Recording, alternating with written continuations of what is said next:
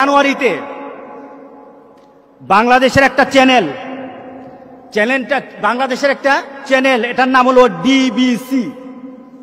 DBC. সেখানে তিনজন মহিলা বসে কথা বলছে। বিষয়টা কি? তাদের যে অনুষ্ঠানটা ছিল টক শোর অনুষ্ঠানের নাম হলো অন্য পক্ষ। বিষয় ছিল উগ্রবাদ ও জেন্ডার সমতা।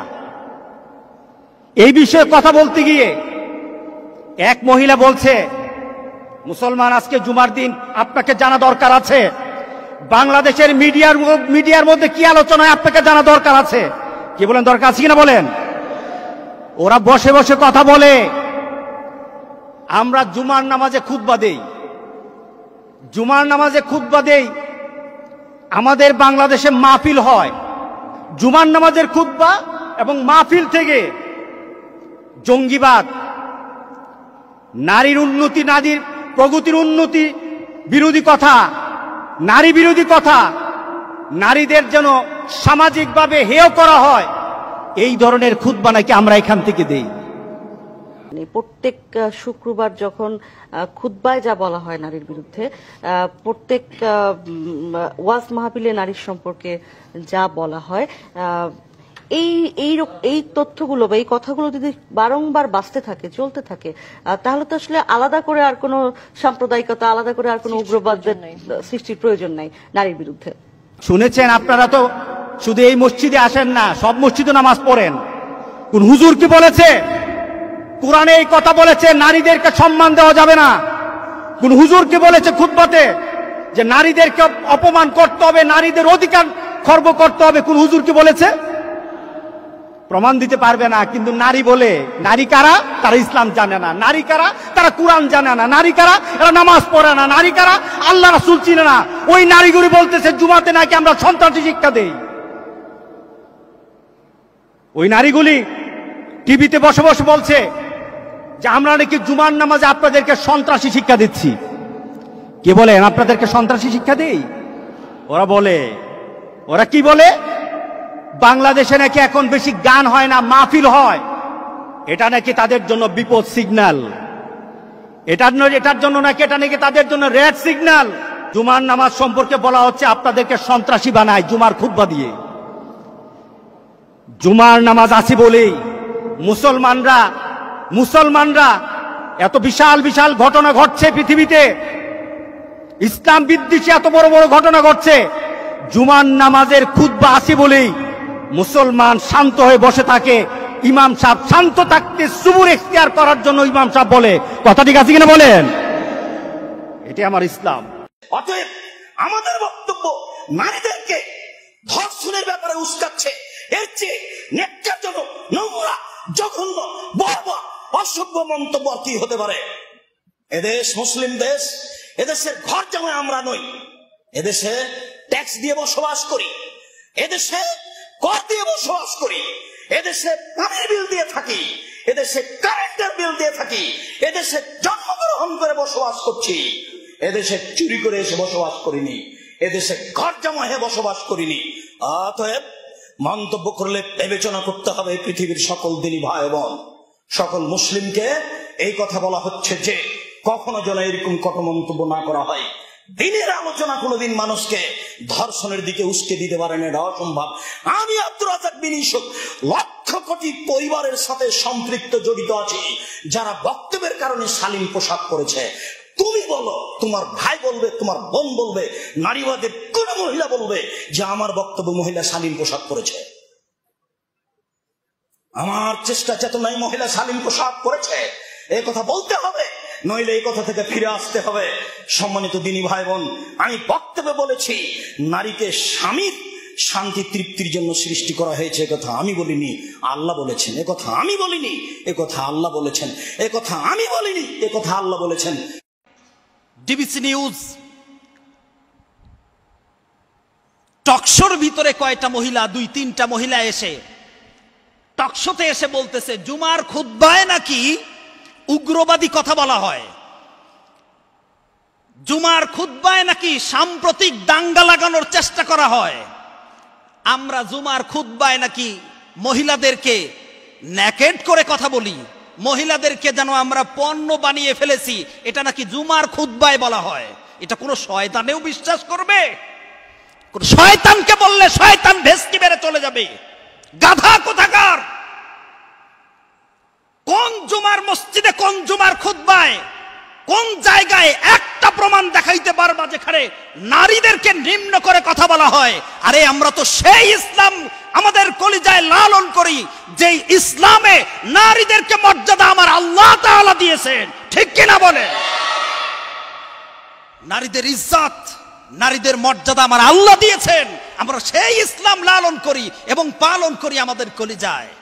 সব জায়গায় নারীদেরকে সম্মান দিয়ে রেখেছে। ও বুঝতে পেরেছি, বুঝতে পেরেছি। আসলে ঘটনা এমন নয়, আমরা নারীদেরকে পণ্য হিসেবে আমরা ব্যবহার করি না। আমরা যখন মসজিদের জুমার খুতবা থেকে নারীদের অধিকারের কথা যখন আমরা বলি, তোমাদের মতো কিছু নাস্তিক বেঈমান আর মুরতাদেরা তাদের জিহ্বার লালাটাকে মাটিতে ফেলতে পারে না, তাদের জিহ্বার লালাটাকে নারীদের উপর ফেলতে পারে না। এর কারণে তোমাদের সমস্যা হয়েছে, অন্য কোনো কারণে সমস্যা নয়, ঠিক কিনা বলে? তোমরা নারীদেরকে ব্যবহার করতে চাও, আমরা এখান থেকে ফিরাইতে চাই, এটা হইছে তোমাদের সমস্যা। কত বড় বেয়াদব হলে এই কথাগুলো বলতে পারে। আমি নিজে ভিডিও দেখলাম, ভিডিওতে বলল কি, বলতেছে ছোটবেলায় আমরা স্কুল কলেজ ইউনিভার্সিটিতে যে সময় পড়তাম, ওই সময় প্রতি বছরে বছরে শীতের সময় সময় গান হইতো, নাচ হইতো, বাজনা হইতো। সেটা কি আমরা দেখি নাই? আমরাও দেখেছি, আমরাও দেখেছি। এক সময় মানুষ যাত্রা করত, এলাকায় এলাকায় যাত্রা করত। এক সময় মানুষ এলাকায় এলাকায় ফকিরান্তি গান দিত, লক্ষিন্দার বেহুলার গান বাজাইতো, গান দিত, যাত্রা করত। এই কাজগুলো এখন আর এলাকায় হয় না। মহিলাটার কত আফসোস, এই কাজগুলো এখন আর হয় না। আমাদের সময় কিরকম এরকম যাত্রা হইতো, কিরকম গান হইতো, ভ্যারাইটিস শো হইতো, কিন্তু এখন আর হয় না। ছাগল সারা জীবন ছাগলই থাকে, ঠিক? ছাগল সারা জীবন ছাগলই থাকে, কিন্তু মানুষ যারা, এরা সারা জীবন ছাগল থাকে না, মানুষ মানুষে পরিণত হয়। সেই জামানা এখন আর নাই, ওই জামানা এখন আর নাই। তুমি ভুল ভাল বক্তব্য দিয়ে মানুষকে দিন থেকে সরায় দিবা। আরে দিন তো সেই দিন, ইসলাম তো সেই ইসলাম। ধীরে ধীরে মানুষে বুঝতে শিখেছে, তোমার মতো ছাগল আর নয়। ধীরে ধীরে মানুষে বুঝতে শিখেছে, এখন বুঝে ভ্যারাইটিস শো এখন আর চলবে না, যাত্রার গান এখন আর চলবে না, যাত্রা পালা এখন আর চলবে না। মসজিদে মসজিদে, ঘরে ঘরে, বারান্দায় বারান্দায়, প্রতিটা মহল্লায় মহল্লায় এখন কোরআনের তাফসীর হয়। আজকে 90% মুসলমানের দেশে বামপন্থীরা আমাদের মাথার উপরে বসে বসে লবণ রাইখা কাঁঠাল খায়, আর আমরা দোয়া ইউনুস পড়তেছি। কয়েকদিন আগে টকশুতে দেখলাম কয়েকজন নারী ইচ্ছা মতো মসজিদের খুতবা নিয়া, মিম্বর নিয়া ইচ্ছা মতো কথাবার্তা বলতেছে। কি বলতেছে? মসজিদের মিম্বর থেকে নাকি নারীদেরকে গালি দেওয়া হয়। পৃথিবীতে ইসলাম ছাড়া নারীর মর্যাদা কে দিতে পেরেছে? হিন্দু ধর্মের কথা বলবেন? হিন্দু ধর্মের বিধান ছিল, শত শত বছর ধরে তাদের বিধানটা এই রকমের ছিল যে স্বামী যদি মরে যায়, স্ত্রীকে জিন্দা তার সাথে দাফন করে দাও। শত শত বছর ধরে বাপ তার মেয়েকে হত্যা করে দিত, মেয়ে হইলে, কন্যা সন্তান হইলে। আর ইসলাম বলেছে কন্যা সন্তানকে হত্যা করো না, কারণ 3টা কন্যা সন্তান মানেই তোমার 3টা জান্নাত। কে বলেছে এমন কথা? এরপরে বড় ভাইকে আল্লাহ কি বলছেন? বিশ্ব নবীর সহিহ বর্ণনার হাদিস, মুসলিমের হাদিস, মুসনাদ আহমদের হাদিস, আল্লাহ রাসূল সাল্লাল্লাহু আলাইহি সাল্লাম বলেন, কোন বড় ভাইয়ের যদি 3টা বোন থাকে, আর সেই বড় ভাই যদি ওই 3টা বোনকে লালন পালন করে, তাদেরকে দিন শিখায়, তাদেরকে বিয়ে দেয়, ওই বড় ভাইয়ের জন্য আল্লাহ 3টা জান্নাত ওয়াকফ করে দিবেন। অনেক ভাইয়েরা কয় আমি বোন পালবো কেন? আরে মিয়া, বোন পাললে লাভ আছে। বোনেরে যা খাওয়াবেন তাই সদাকা। সুবহানাল্লাহ। আল্লাহর নবী বললেন, কারো যদি 3টা বোন থাকে আর সে যদি 3টা বোনকে লালন পালন করে কয়টা জান্নাত? এরপরে দেখেন, নারী জন্ম হওয়ার আগে বাবার সম্পত্তিতে, ভাইয়ের সম্পত্তিতে, স্বামীর সম্পত্তিতে আল্লাহ তার জন্য মিরাজ আর সম্পদ রেখে দিয়েছে। সুবহানাল্লাহ। এ কারণে বলছিলাম, ইসলাম ছাড়া মানুষকে কল্যাণ কেউ দিতে পারেন না। আমরা খুতবার মঞ্চের থেকে লাস্ট 6 মাস বাংলাদেশের জন্য, এই করোনাকালীন পরিস্থিতির জন্য প্রতিটা খতিব কি বলেছে, তাদের কি ভূমিকা ছিল, এটা বাংলাদেশকে মূল্যায়ন করতে হবে। এর থেকে যৌক্তিক ভূমিকা বাংলাদেশে কেউ নিতে পারে নাই। মসজিদগুলোতে যা স্বাস্থ্যবিধি, যা নিয়ম কানুন, যেভাবে মুসলমানরা এখান থেকে বেঁচে থাকার জন্য চেষ্টা করেছে এবং যে পদক্ষেপ নেওয়া হয়েছে, পৃথিবীর কোন জায়গার থেকে, কোন ধর্ম থেকে এত দূর পদক্ষেপ নেওয়া হয় নাই। অথচ টিভির মধ্যে তারা বসে থেকে বলে থেকে নারী বিদ্বেষী কথা হয়, এখানে শুনলেই বোঝা যায় আবার নতুন করে নারী বিদ্বেষের কি বলতে হবে, বলে কিনা? এই সকল কথা বলে। আমরা জুমায় নারী বিদ্বেষী কথা বলি? ইসলাম নারী বিদ্বেষী কথা বলা শিখায়? ওয়াইজাল মাউউদাতু সুইলাত বিআইয়ি যামবিন কুতিলাত, কিয়ামতের দিনে জিজ্ঞাসা করা হবে আমাদেরকে কোন অপরাধে হত্যা করা হয়েছিল। এই হত্যা, এই নারী শিশু হত্যা বন্ধ করছে কে? ইসলাম।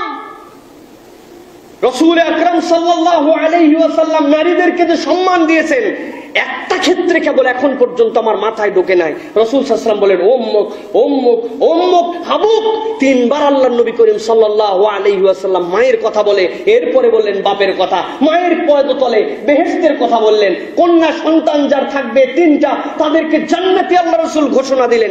ইসলামের থেকে বেশি নারীর মর্যাদা কে দিয়েছে? এই আমেরিকা 100 বছর, 1852 সালের আগ পর্যন্ত আমেরিকাতে তাদের কোন ধর্মীয় তো দূরের কথা, কোন জায়গায় নারীদের উত্তরাধিকার ছিল না। আর 1450 বছর আগে রাসূল আকরাম সাল্লাল্লাহু আলাইহি ওয়াসাল্লাম বিধান দিয়ে নারীদেরকে বাপের মিরাস, স্বামীর মিরাস, নারীদেরকে সন্তানের মিরাস অধিকার দিয়ে গেছেন। তারপরেও তুমি বলো ইসলাম বিদ্বেষী, নারী বিদ্বেষী, আর জুমার মঞ্চ থেকে নারীদের বিপক্ষে কথা বলা হয়। এইগুলা কুলাঙ্গার, এইগুলাকে বাংলাদেশের প্রচলিত আইনে বিচার করার সময় এখন আসছে, ঠিক কিনা? জুমার আসো, জুমায় আসো, জুমায় কথা শোনো। তোমার ওই মহিলাগুলা যেগুলা কথা বলছিল, ওইগুলা স্বামীও তো জুমায় আসে না।